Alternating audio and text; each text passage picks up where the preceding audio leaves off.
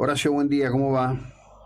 Buen día, José, ¿cómo estás? Bien, muy bien. Bueno, ¿qué es lo que le están pidiendo al Estado provincial o al Estado nacional?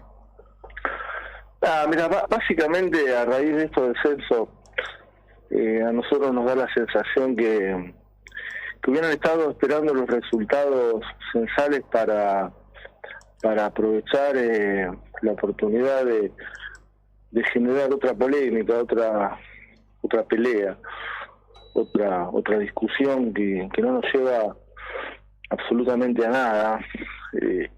Y tenemos que escuchar palabras fuertes, palabras elevadas, de tono, de fraude, de gran estafa para los marplatenses, 80.000 millones de pesos derivados a un municipio de La Matanza.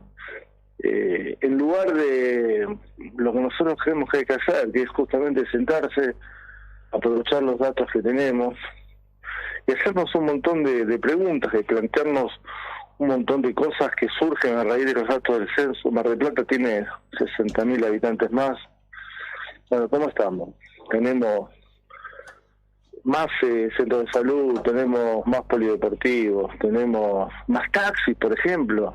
Tenemos más taxis, más remis que hace 10 años, que hace 20 años, cuando éramos muchísimos menos. En lugar de aprovechar estas horas, estos primeros días para la clase de política sentarse a debatir, a dialogar qué caminos encontramos para mejorar la ciudad, nos aprovechamos otra vez y generamos otra pelea, otro conflicto, dudamos de los números, decimos que están mal.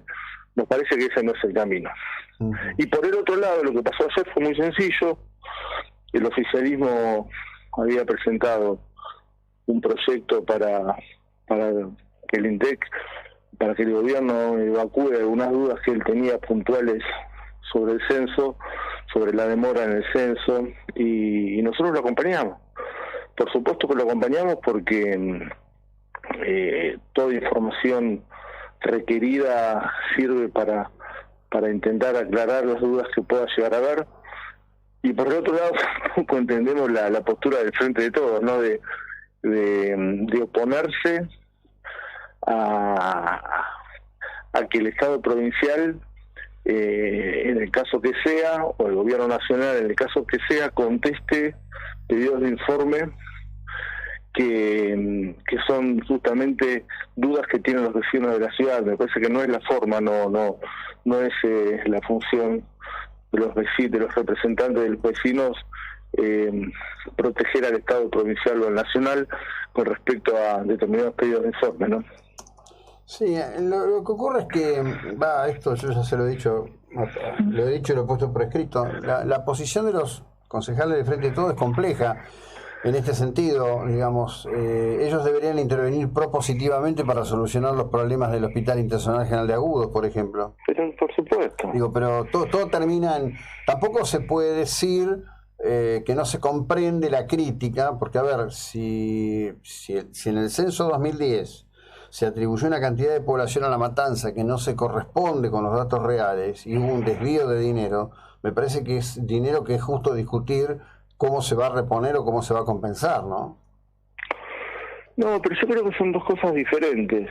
Mira, esto que yo te decía de Frente de Todos tampoco es exclusivo de ese sector político, porque el oficialismo local, los pedidos de informes que hacen básicamente, o las cuestiones que plantea, son todas relacionadas a cosas que tiene que ocuparse la provincia, o la nación, la BTV, el estado del hospital internacional. Yo digo que ven casi siempre la viga, la paja en el ojo ajeno y no la viga en el propio, ¿no? Uh-huh. Si cada uno se limitase a intervenir y a gestionar contundentemente en donde tiene ámbito de aplicación del gobierno en el que interviene, estaríamos mucho mejor. Y con respecto al censo, por supuesto, si lo que decís es así, pero tiene que haber una causa penal importantísima, y si hay las responsabilidades, tienen que haber sanciones de una vez por todas en Argentina. No podemos dejar no podemos dejar pasar cosas que estén mal. Pero por el otro lado, tampoco podemos dudar de absolutamente todo. no podemos llevarnos por lo que nosotros queremos o por ese dato que está en el inconsciente de muchos, de que somos 1 millón de habitantes de Mar del Plata. El censo dijo otra cosa. Bueno, no, yo decía, perdóname, ¿no? Yo digo, siempre hemos dudado, siempre los marplatenses, no es nuevo esto, tenemos la impresión de que somos muchos más de lo que los números dicen. Eso ha pasado cuando decía que éramos 400.000, cuando decía que éramos 250.000. Yo tengo muy presente, en todos los censos que se han hecho, siempre aparece esa idea de la distancia enorme entre lo que nosotros percibimos, pensamos y lo que los números dicen que somos, ¿no? Así que ahí hay otra cosa, ¿no? Probablemente ese sea un censo con mucho para corregir de cualquier manera, ¿no? Bueno, pero por supuesto que es así, yo estoy totalmente de acuerdo, pero si estamos con el criterio de dudar absolutamente de todos los números que nos plantea, ¿a vos te parecería lógico que nosotros o que el sector que sea salga a cuestionar, por ejemplo, los números que arrojó el Entur de 1,5 millones de veraneantes que ingresaron al nivel de Mar del Plata? A mí me parecería un despropósito. Por supuesto que podemos sentarnos a ver cómo los obtienen, que es una linda discusión también, ¿no? Porque estamos desde hace muchos años contando a las personas que vienen en función a la información que nos manda la empresa de peajes, y me parece que no es la forma esa. O, por ejemplo, también tenemos la sensación que o nos parece difícil de creer o muy difícil de creer para algunos que haya un 20 o un 25% menos de pasajeros arriba de los colectivos de lo que era antes de la pandemia. Entonces, ¿qué vamos a dudar de los datos que nos brinda la SUBE? ¿Vamos a hacer una cuestión política de eso?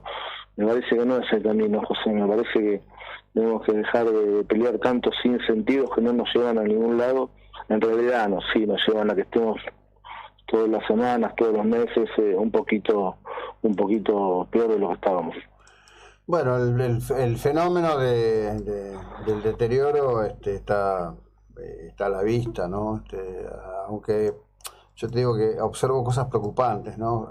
Gente que este verano razonablemente ha facturado mucho y que eso la lleva a creer que está bien, ¿no? Cuando el contexto general te está diciendo completamente otra cosa, pero bueno. Y te saco de eso y te traigo a otra cuestión.